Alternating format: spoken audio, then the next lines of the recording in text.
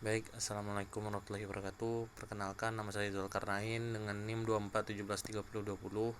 Di sini saya akan membuat video tugas ujian tengah semester dengan mata kuliah Sosiologi, Ekonomi, dan Bisnis.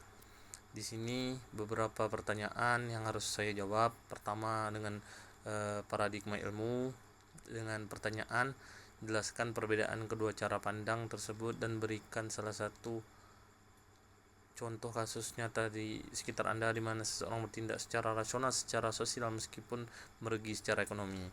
Mungkin saya jawab langsung. Nomor satu, pertama, perbedaan utamanya terletak pada cara memandang tindakan manusia. Ilmu ekonomi melihat manusia sebagai homo economicus yang selalu mengejar keuntungannya maksimal secara rasional, untung dan rugi. Sementara sosiologi ekonomi melihat manusia sebagai homo sociologius, yaitu makhluk yang tindaknya dipengaruhi norma, nilai, dan hubungan sosial. Contohnya, seseorang membeli dagangan temannya meskipun harganya lebih mahal dibanding tempat lain. Secara ekonomi, ia rugi, tetapi secara sosial ia menjaga hubungan pertemanan dan solidaritas. Dengan nomor 2, keterletakan atau embeddedness. Dengan pertanyaan, jelaskan perbedaan keduanya, bagaimana keterletakan struktural, reputasi atau gosip dalam jaringan dapat mencegah seseorang melakukan penipuan dalam bisnis. Saya akan menjawab nomor 2. Menurut Marx Granover, keterletakan relasional merujuk pada hubungan langsung antar individu seperti kepercayaan dan kedekatan personal, sedangkan keterletakan struktural berkaitan dengan posisi seorang dalam jaringan sosial yang lebih luas termasuk reputasi dan arus informasi. Gosip keterletakan struktural bisa mencegah penipuan karena seseorang sadar bahwa tindakannya akan cepat menyebar dalam jaringan jika ia menipu reputasinya rusak dan bisa kehilangan kepercayaan serta peluang bisnis di masa depan. Dengan nomor 3, jaringan sosial. Dengan pertanyaan, mengapa demikian? Jelaskan argumen sosiologis di balik pertanyaan tersebut. Workplace sering lebih menguntungkan karena menghubungkan seseorang dengan jaringan yang berbeda dan lebih luas, sehingga informasi baru, misalnya lowongan kerja, lebih mudah didapat. Sementara strong taste biasanya berada dalam lingkungan yang sama, sehingga informasinya cenderung berulang. Secara sosiologis, workplace berfungsi sebagai jembatan antar kelompok sosial yang membuka akses peluang yang tidak tersedia dalam lingkaran terdekat. Mungkin saya akan menjawab kasus 1 dengan fenomena pasar kaget versus pasar modern. Dengan pertanyaan A-nya, mengapa ketidakpastian harga di pasar tradisional justru melahirkan interaksi sosial?